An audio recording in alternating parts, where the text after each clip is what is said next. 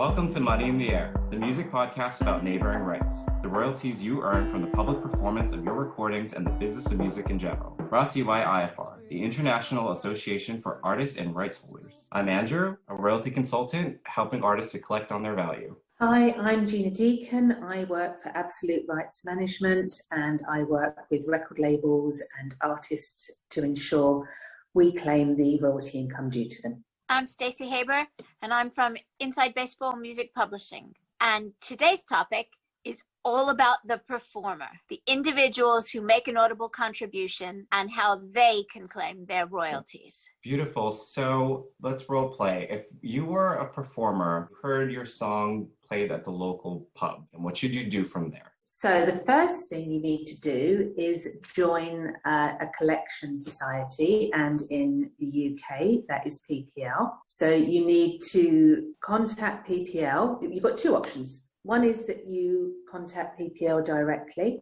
log into their website and select an option to create a membership as a performer. You can then decide whether you want to mandate them to collect for you worldwide or just in the UK, but that's a conversation we can go into in more detail later. You have to provide various information to complete the membership process. It's relatively short and it's quite straightforward. There's some ID required, address details and payment details, but it's not a lengthy process. They will process your membership application and send you a membership account number. You can then log into your account and start to claim on any recordings on which you've made an audible contribution. So you have to access the PPL database to do that. So would your recording just magically be there, or is that something that you need to put there? How would you go about that? If you don't own the recording, if you're not the record label, you don't own the record label, do you have anything to do or just claim it? It's the responsibility of the rights holder to ensure that recording is registered with the collection society, which is usually the record label, and they should know to register that recording, but unfortunately they don't always do that. The easiest way to trace if your recording is registered on PPL is if you have what's known as the ISRC code. ISRC, it's the International Standard Recording Code. It's a unique 12-digit number that will identify every single recording in the database. If you don't know the ISRC number, you can search by the recording artist's name or the title. There's various different options that you can use the search to do so. And then once you've identified your recording or recordings, you can then go ahead and make your claim. Another way to think about the ISRC, the fingerprint for a sound recording. Sound recording has a unique identifier associated with it that you can always identify. So no two sound recordings will have the same ISRC code. The thing that you should do as a performer is you should write down every time you hear yourself performed in public. Keep a record to look at when you get a statement of your royalties to make sure you were paid for it, because it's not the way it works. You don't submit a set list and then they pay you for that.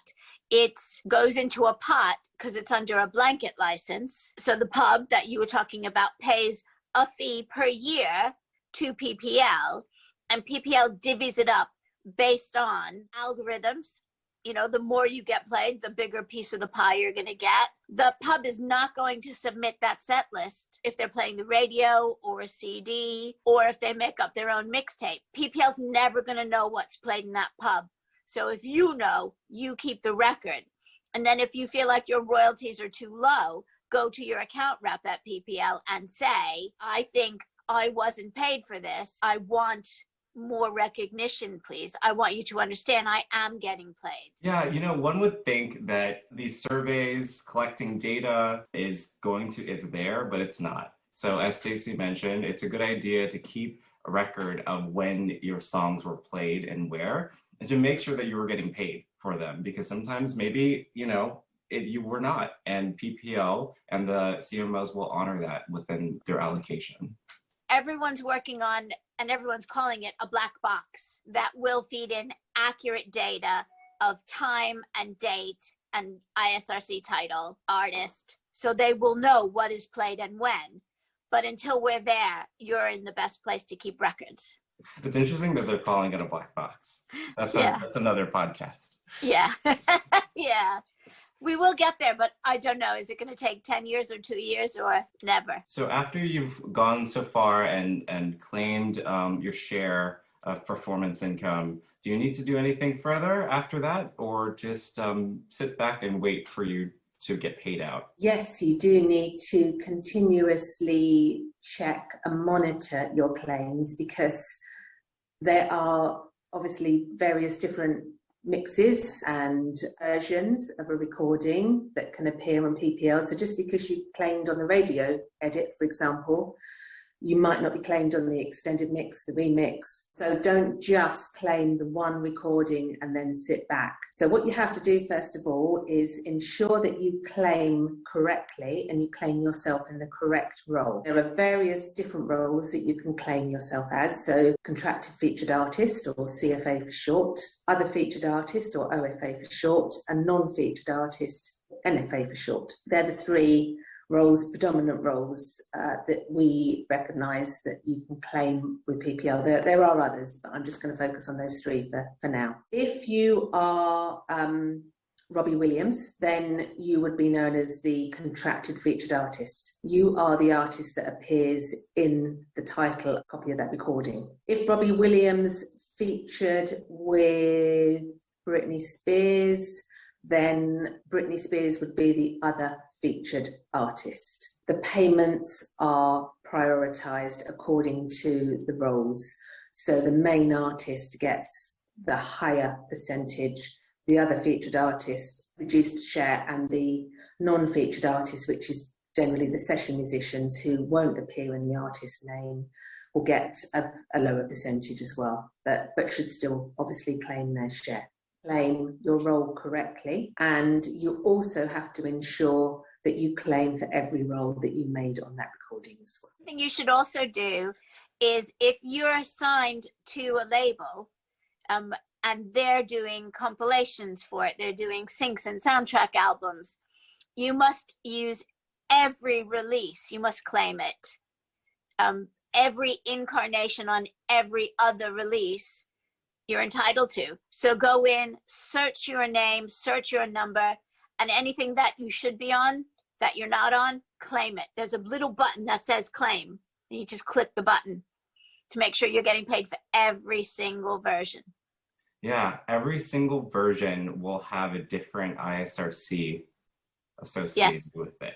So the extended versions, the remixes, cover versions, although if you weren't performing on that cover version, it's not in your interest, but every single version that your voice or that you performed on, you can hear an audible contribution, you need to make sure that you are claiming those versions. Right, or if you were sampled and you're on an entirely new track, but they're using your recording and your performance, you're entitled to neighboring rights in that. And the interesting thing that came up was the band, like, any DJ band, like Disclosure, contracted feature artist, they have a different vocalist for every version. So the question is, what does the contract say to determine the role? And if it's not a royalty bearing artist signed to the label for that role, if it's just come in, get a session fee for singing, even though your vocal is forefront, you're still only a non-featured artist. So it's always going to be the contract that determines your role, not, how prominent your voice is or whether you have a guitar solo. That's very interesting. So contractually, it is determining who is considered a featured and non-featured performer on every single sound recording. Yeah, and the definition of featured varies. In the States, it's not as clear cut as it is in the rest of the world. and take the time to prioritize your claims and look at them individually. For the artists that I manage, I make them do it themselves initially. I make them understand the system and the options and the difficulties, because when they do hire someone to do it,